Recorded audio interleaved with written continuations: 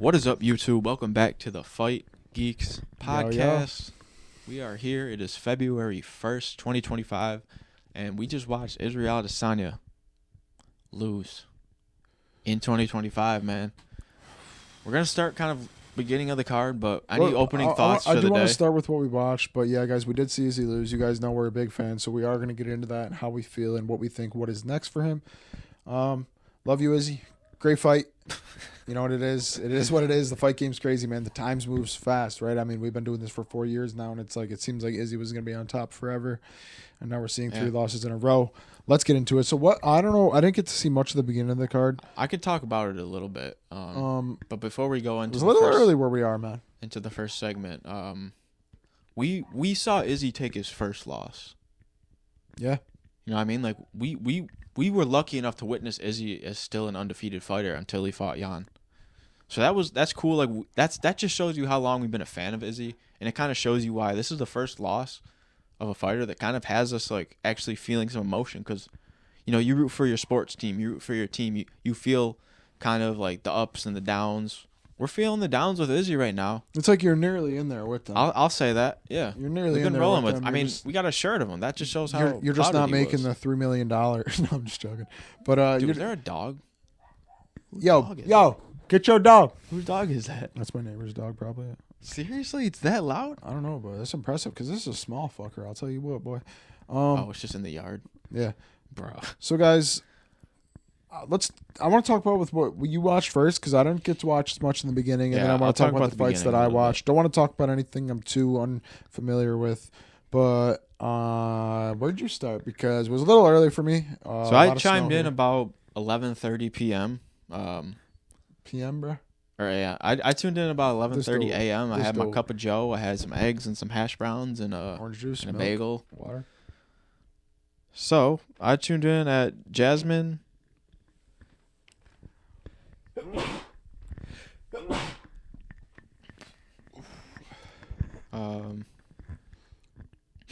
Jasmine Jasudavakis. She got the W against Mayra Bueno Silva. Huge win in the flyweight division. Terrence McKinney, he was kind of down on his luck. Gets a knockout. He kind of needed this. Whatever the story is. First round knockout. I'm always going to respect the guy because before he DM'd us before the fame. I'm not going to lie. Before I even saw him as a fighter, I saw him against the fence as a drug addict being tased by cops. And to see where he's came now as a person, you know, he became a fighter. That's what everyone does when there's nothing else left to do. What do? You become a fighter. He did it, and he's doing much better now. So I'm always rooting for him. But he had a couple bad knockout losses, so this is good for him. I like to see an early knockout win for him. Get the confidence up a little bit. But you watched it, so was it nice? I watched it. And Dana White said it best. So you want to be a fighter. Terrence McKinney put on the "So You Want to Be a Fighter" performance today in Abu Dhabi with the first round knockout. Yeah. Not Abu Dhabi, Saudi Arabia. I apologize. You texted me, you're like, the fight's on. I was trying to watch it. I couldn't get it on. And next thing you know, by the time I even got it on, you're texting me. Dude, so you texted me that. I tried to put it on, couldn't get it on. I was like, I'm going to the bathroom. I'm turning it on. I go to the bathroom, come back. You said, fight's over. I said, what? This is what I have to say about the Terrence McKinney fight, right? I'm so proud of Terrence McKinney right now. The only flaw you could say from this is, who is Damir Hedzovic? That's just me. With my viewing standpoint, I'm just not familiar with that fighter. Someone might be the biggest Hedzovic fan. I do agree with you as well, because, Matt, you texted me something along the lines of what kind of favorite he was. Yeah, minus 590 favorite. Like, so who is this you're guy? A minus 590 favorite, no disrespect. You just got brutally KO'd twice very recently, and now you're a minus 590. That's suspect. Who is that guy is correct. Exactly. So that's my only flaw in the fight, but we're proud of you, man. And Shamil Gaziev got the first round knockout, dude. This was crazy. You watched this? Pop. Yes. He said, pop. Dude, literally one shot in this. I mean, this is the thing. He came off like a Jairzinho Rosenstruck fight. Thomas Peterson, again, it's just the clause of, who is this guy? But also, at the same time, should everyone know who Shamil Gaziev is yet? I didn't really watch this fight, but you were texting me like, Shamil. And I was like, all right, but. And then you were like, Shamil. And I was like, well, damn, yo. Yeah, it was quick. It was quick. Every time you texted me, it was over. All right, so at this point, I had to take a shower, so I missed the unanimous decision between Muhammad Naimoev and Khan Ofali. I didn't even realize the Inkrov fight or what was. Yeah, it got canceled. Damn. The Ikram. When did that Ali get canceled? Scarab got Earlier canceled in the week or? Around like Sunday, because I was gonna make a post for them, the matchup post. That's why there was only 4 this week. Yo, I'm not hearing it, yo. Like, I'm not sure what Dana White does on the side, but these fighters that pull out a week early, surely you get paid, right? You're in camp 3 to 4 months. You have to get paid. Especially the low ranked ones, like shit. No, because you have to go to camp, right? And you know what happens when you're in camp? You got to pay your trainers. Most of the trainers in the UFC and the higher level, especially, is more like family. So it's more like there's got to be like a pull-out clause. Like, but a lot of these younger ranked you fighters only retain like let's people. say 30% of your. I don't know what the rate is, but there's got to be some like clause. It's like, all right, you're not gonna if it's this close to the fight and you have to get out. And it was due to visa problems. I do wonder how that works. This one was due to his opponent's visa problems. I wonder how that works, Matt. Dana White, if you know, let us know. Like fighters like Tim Welch, is that Sean O'Malley's coach? Yeah, Tim Welch is Sean O'Malley's I wonder, coach. like, so obviously O'Malley, his best fighter, right? He trains other guys like Strickland. No, that was Ngannou's coach. Oh. Eric Nixick. Ngannou He was Strickland and Ngannou and Curtis Blades. But he's with O'Malley? No, O'Malley's Tim Welch. That's a separate dude. Who's Tim Welch with? O'Malley. Anybody else? Not that I know of. Oh, Not that I know of. Okay, well, you're thinking of Eric Nixick. Yeah, he was Ngannou's coach. He has the red beard. So I'm wondering, like, when coaches like that, so him, who pays him the most? You know what I mean? Like, obviously Ngannou being the biggest star, does O'Malley? Who is Usman, Gaethje, and Weili's coach? The dude that has like the super smiley face. What is his name? It's like when Usman gets knocked out in the 5th, and their coach is Trevor Whitman. Yeah, Trevor Whitman. Dude, he's making a bag. Yo, I'm not gonna lie to you. Having your the current number 1 pound for pound fighter of the all time, winning 3 rounds to 1. You have a situation where Leon needs a knockout. A 10-7 won't even get him the win, and he gets knocked out when you're smart. No, that's the greatest pick. That goes down in all time. Easily top 3 MMA pictures of all time. I mean, that's just a guy who loves violence, and he saw his. Like, oh my god! He saw his number 1 guy get knocked down. And that's the game, right? I mean, that obviously changed the trajectory of Usman's career, and now the guy just does podcasts, so it is what it is. But hey, former pound for pound number 1. Very few people can say they can. I think 0.001% of human beings can ever say they're number 1. No, way less than that, dude. There's 8 billion people. So 0.001 people can say they've ever been a pound for pound fighter in the world. You could argue world champions of what, but UFC is a world organization. I mean, because we've only seen like there is world champions inside of the Jones UFC. Was Pereira ever it? No. And do you want to know the thing about pound for pound that's so rare? Even Alex Pereira hasn't gotten it. I think Volk had it.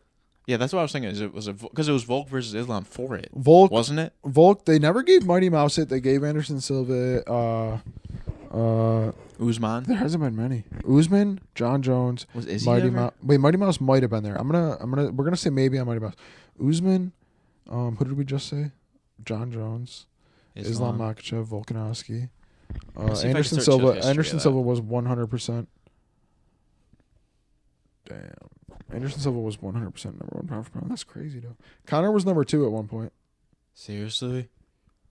Dude, do you want to know what's crazy? That was because of clout. No, I know you've seen the famous picture of where it's like Khabib is it's like Eddie Alvarez is number 1, Conor's number 2, Dominic Cruz is number 3, Amanda Nunes is number 4, because they used to do it Universal. There was never like a separation between the women, so they would just have the pound for pound fighters be all one list. It was crazy. Saeed lost somehow. Saeed lost.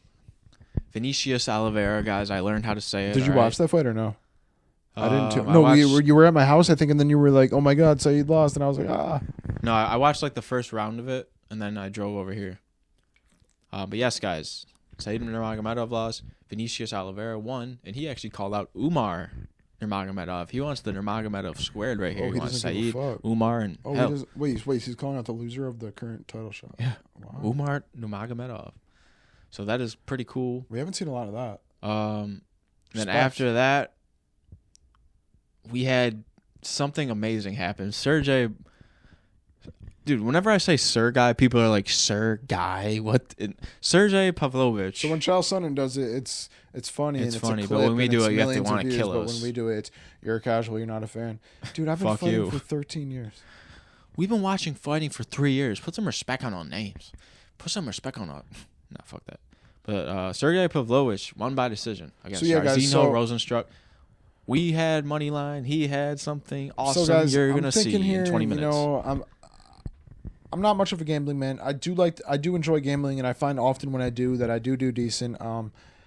I try to not abuse it to make money. I try to do it to have fun. But lately, it's been working in favor to make me money. I don't bet a lot. I just bet things that I think are going to happen, guys. So I fire up FanDuel as Matt's texting me because I'm thinking like, man, these fights are about to get going. We're about to get some money. It's about to be a good day. So I'm like, let me fire up FanDuel. I got $10 in there. I love to pull out my money. I always do. So I got $10. I'm like, what can I do with this? So I'm always looking for sneaky bets that are just like unrealistic, right? Maybe like still unlikely, but still like the odds are too crazy. So I'm looking through the fight. Everything seems pretty fair. I'm like, damn, man, these money lines are pretty fair. I'm like, shit, man, Vegas got this right. But I start scrolling through and I see Sergey to win by points as a plus 900. And I'm like, oh my gosh. So now I get in there and I'm like, hang on, that's pretty probable. So I put that on my slip and I go to the main event. I'm like, honestly, me and Matt, huge fans of Izzy, contender Izzy, always knocking people out. His first non-title bout in over 6 years. I think he's going to come back with vengeance, force, and if he still is a top contender, he's going to prove himself. I'm taking the under on 4.5. You might be thinking, Kyle, you're a fan of Izzy. Why didn't you just take Izzy KO then? Well, because I wasn't too sure, right? Izzy got finished in his last, he got finished in his last fight. Wasn't positive. So I said, let me just take the under 4.5 rounds at plus 150, making my odds a grand total of 2,300. Let me throw 5 on to make 100. Bang! 5 to make over $115. Sergey decision and under 4.5 rounds on the main event. But back to the prediction. I had Sergey because when you look at his resume, it looks crazy. He's got like 6 first-round knockouts, 6 first-round knockouts, and then it's 2 losses. But I looked at his last loss, and I'm like, I didn't see this against Volkov. I didn't see the same guy that got the first 6-round knockouts that I saw. 6 first. 6 first-round knockouts. I didn't see that same guy in the Volkov fight. I saw a guy just not gonna keep doing that, right? I mean, to get 6 in a row, that's insane, man. So are you really gonna get 7-8, or what's gonna happen here? So I said, maybe he wins by decision here. So I threw it on, just thinking maybe. Hail Mary, boom, bang, it hits. And it was a good prediction, actually. Good fight by Sergey as well. Good win. You're on a 2-fight losing skid. You held it down. Why not get a decision win and prove that you can? You're not only just a knockout merchant, you can also win if it does get to the scorecard. So good win for him. And listen, then we had an interesting I don't want to like bet glaze, right? Yeah. But what is really cool about that bet is our fandom for Izzy made you win that because you knew that fight wasn't going the distance. Yes. It was from Imavov, but our fandom for Izzy that got you that bet. That got you that bet, which is amazing. I like that. It's like one last hurrah for Izzy. We're gonna win some money off of you before we see you. Yeah, and I wasn't positive if it was going to be you because the battery's running. That's okay.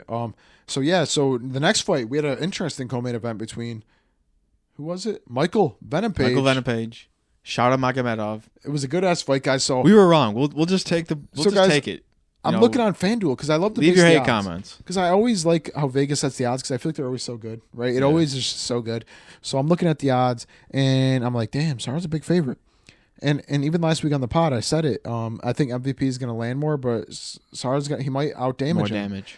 And right before the fight started, I told Matt, I was like, he actually might, like, this might not be good for Sara, but let's just watch it. Yeah. So we start watching. I'm like, well, exactly pretty much what we said was going to happen kind of happened, right? MVP did land more, and I do think Sara landed the more damaging shots. I just think his output had to be a little more. Funny thing about it, Shara landed like 2 more strikes. It was like 50 to 48. That's what is so weird about fighting, right? When you look at it, you think MVP was the more active, the one throwing more strikes. Sara was throwing the harder impacting shots, but wasn't doing quite enough. And I think he was overreacting to a lot of MVP shots, which also the kicking goes underrated too. Into the judges' scorecards, right? Yeah. If you get hit by a strike and you go.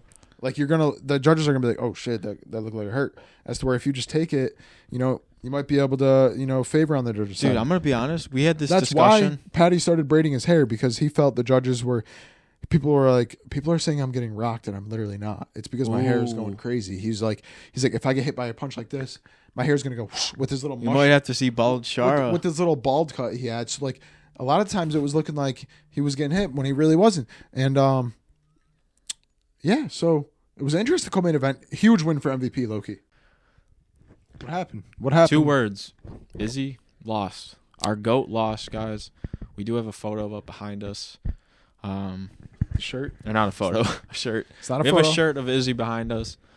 But yeah, he got knocked out in the first round. My immediate reaction, I think we said it a little bit before the camera died. This is the first loss where we actually feel something. We feel Israel Adesanya's loss in our heart because he's a fighter that we root for, just as you would root for your favorite NFL team. You know, the sad reality of it is, Israel Adesanya from the years of 2012 to 2020, 20-0 as a UFC mixed martial artist. From the years 2021 to 2025, he is 4-5 as a mixed martial artist. We just broke down the losses. We had Jan Pereira. He lost to Jan. He lost to DDP, Pereira. Imarav, and now Strickland, DDP, Imavov. And it was what I said earlier in the group chat. I think it's like a weird thing. We're like watching it as like we started watching 5-6 years ago. Izzy was just on top, and he always was. And it's weird to like when he first lost, it was like that was a fluke. And he lost again, it was like fluke. And then he got another title shot, and it was like okay. And then he fought tonight, and he lost, and it was interesting. Do you want to know what's crazy? The least suspected. The game is moving on. And from Izzy. The game is moving on from Izzy. The game is moving on from Usman. But do you want to know what's crazy? You would suspect the Alex Pereira loss to be a fluke. But he came back and knocked out Alex Pereira. 2 times. But he has lost after that. First Strickland, and ever, only Dricus, 2-time. Imavov. And that begs the question, who is next for Izzy? We're not really sure yet. A couple names. I'm just throwing out kind of Hail Mary in these names. Bo Nickel. I like Bo Nickel. Crazy step up, but it's like Izzy's on a decline. Is it a crazy this could be step the up? next big star. If It's you like- want to invest it's in like your next big You star. call Bo Nickel, it's, hey, do you want to fight a guy who's on a 3-fight losing skid? Yeah. It's Yeah. Legit. That's exactly what it is. Sorry, so, the sad part is what the thing about UFC and MMA and a lot of sports inside of our country are you wake up in love with the game, but it ain't in love with you, man. And that's what you see in Izzy, right? The mentality is, Our bro saying dude's out of his prime and has tons of mileage from kickboxing. and that's the thing. So, Izzy, his last 3 fights, New era. We're getting some new even though eras he's in the lost, chat. even though he's lost his last 3 fights, every time he's lost in his head, he was like, I'm still the guy. I'm still the best middleweight in the world. I'm still the best striker. But the sad reality of it is he's not. We see it in the fights. Izzy 3 years ago does not get hit by that 1-2. Not only that Strickland threw, but the fight tonight. And Dude, because the clip, can you show the clip maybe? Or do you think it will get copyrighted? How about we react to it and you guys just look at our reaction? the clip is kind of sad, actually. Can you pull up the clip? Because the clip, Izzy looks so exaggerated like when he gets knocked out. Like, doesn't his arm go up or am I tripping? Every time, bro. This is the Izzy knockout. We're going to react to it. Ooh. So, honestly, a very similar situation to what we saw with Deshaun Strickland, where it wasn't really nothing that Amarov really threw to set it up or anything. He kind of just launched it out there, and it came out quick, and it came out hard, and it landed. And you could argue early stoppage, but the truth of the matter is he got hit, and I don't know if that was quick. I don't know the if stoppage was quicker than I thought. If you're going to say that it was a quick stoppage, are you going to say that he wasn't going to land that again? Because I don't know, man. Yeah. I think Izzy 3 years ago doesn't get hit with that, but That we're was living 3 in years ago. 2025 now, right? Izzy's been in the UFC for a while. He's only had title shots the past 6 years. We got to move on. And what's crazy The about division's moved on. at this point, we are putting nostalgia into our predictions, our bets. And this was a nostalgia pick. This is a nostalgia fandom pick. We're fans of Izzy. We have nostalgia of good times with him. That is why we picked him. And that is why we always lost. knew contender Izzy for being scary. Father the way time. he knocked out Rob Whittaker, the way he went to war with Kevin Gastelum. He's had multiple fights. Post, contender Izzy, the Whittaker, knockout Cannonier. against Alex Pereira. It was just a crazy run that he It was had. a good run. And, it's so crazy to think, right? Because you have him knocking out Pereira, which is the absolute pinnacle of UFC. Honestly, top 3 moments of all time UFC, right? And he knocked out Pereira. And now you have Pereira, who's on top of the world right now, running the light heavyweight division, has a fight coming up, broke the record for 3 title defenses in the shortest amount of time. And now you have Izzy, who's down here on a 3-fight losing skid. And he just knocked the guy who's absolutely on top and is the current fight of the year out. It's an absolutely... The UFC... sport just proves more and more every year why it is the craziest sport in the world and the most fun to watch and the most unforgiving as well as one of the best. And this is my final thoughts on the Izzy fight, right? Father time never loses. Yeah. That is what we have learned. That is what we have been preached tonight, especially. Your prime doesn't last forever. I think Izzy is officially out of his prime. CD Trades in the chat. CD. Everyone in the CeeDee chat, Lamb. hashtag God bless you, Kyle. He just sneezed twice. Thank you. Yeah, guys, it was a great fight day. It was a fight day. I did not say night. We did make some money. 100. Let me see what these people. Let me see what our bro said. I got y'all next weekend with a huge parlay. We could. All right, Max, Izzy, Volk. All these goats are going to continue to lose. We'll have one George Foreman out of these guys. Maybe one will be champion again. Time for new storylines. The Izzy Pereira storyline. I like the way you said that. So that was a great storyline. Even as much as Pereira is still on top of the UFC, his time is done too. A lot of these guys, Gaethje, Poirier, Oliveira. This is an argument though. MMA Journal just brought up. Izzy Was this biggest is the end since was Izzy versus Pereira the biggest rivalry since Khabib McGregor? We need new stories for sure. Big decline recently, regardless of big cards like Noche 300. That's a good point. No, because I don't want to say it's Khabib. I say no because all. a rivalry to me involves real bad blood, and I don't think there was any real bad blood. The only thing that this rivalry had was the Izzy haters had said, "Oh well, he beat him twice in kickboxing," and that's what really made the rivalry. If those fights don't happen outside of the UFC, this rivalry doesn't even exist. So I think Izzy haters were hanging on to those 2 wins that this fresh guy Pereira had because nobody knew who Pereira was when he really signed with the UFC, right? Honestly, until he fought Strickland. There's actually there's actually a very viral clip that goes out every couple of months where Pereira, during one of his first 1 or 2 UFC fights, where he gets called out to the press conference, not one person in the crowd cheered. No crowd pop. And Izzy was on the same card, and the crowd was crazy. So I think the haters almost boosted this rivalry more than it needed to be. And as much as of a rivalry as it is settled. Izzy got the last one, but Pereira's on a tear right now, and Izzy's on his way out. And so is Pereira, man. Pereira's 36 years old. These John Jones, these fighters aren't going to be here long. The younger generation is going to take over, and the next John Jones is currently 12 years old, training in Thailand right now. I said this a couple weeks back, but I would not be mind blown if Alex Pereira retired if he beats Magomed. That'd be the best strategy, right? You know what I mean? That's kind of completing the arc. Let's see what this dude said. He said this was about Izzy. He always stands tall and puts his head back. Guys have caught on, and his referees probably aren't as good either. Bad boxing fundamentals. That's a good take. That's a good take as well. Bad boxing fundamentals got him knocked out. A lot of the times when not only bad boxing fundamentals, but when you're running the game for so long and you've had title shots for 6 consecutive years, not only are you going to get cocky, but of course you're going to get caught. When you've done the similar traits for 6 fights in a row, maybe someone will catch on. And when you were your guy on the talent, he's 35 years old. The dude's on his talent of his career, and he did his best, and that's what it is. Izzy's still one of the best strikers in the world, maybe just not one of the best fighters. That's just the truth of it, right, guys?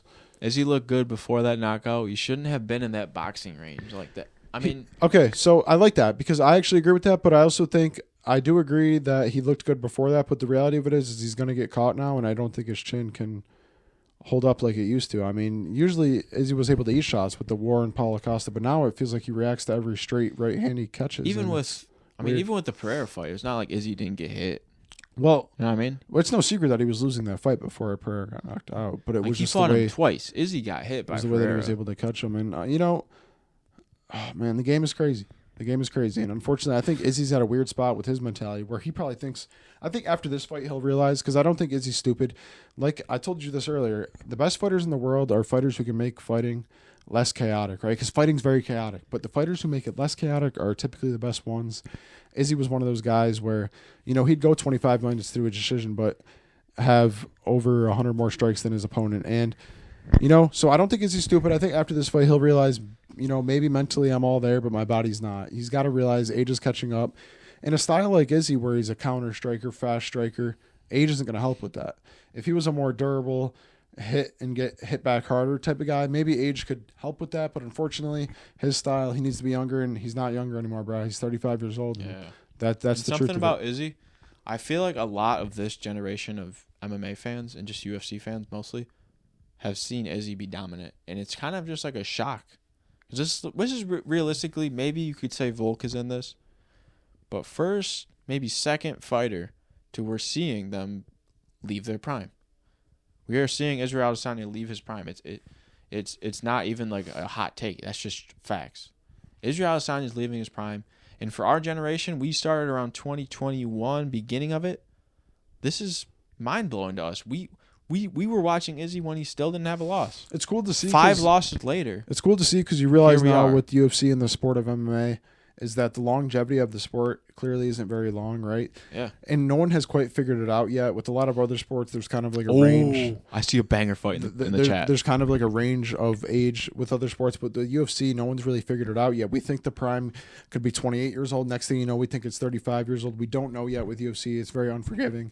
And that's why we got to appreciate guys like John Jones, Khabib, Anderson Silva, George St. Pierre, the guys who go on these 15, 16, 17, 18 fight winning streaks and go on title fights for 5+ years straight. We got to respect these guys because, guys, it's very rare to see, man. I mean, fighting is crazy. It's one-on-one. Yeah. Only sport in the world. What's the banger fight that you saw? Someone said Izzy versus Michael Page. On paper, that's amazing, but I think they're friends. On paper, that's amazing, but what else does Izzy have to prove, right? Yeah. As we talked about earlier, the Pereira knockout is top 3, and if you're being generous, top 5 of all time, moments of all time, especially with the speech after.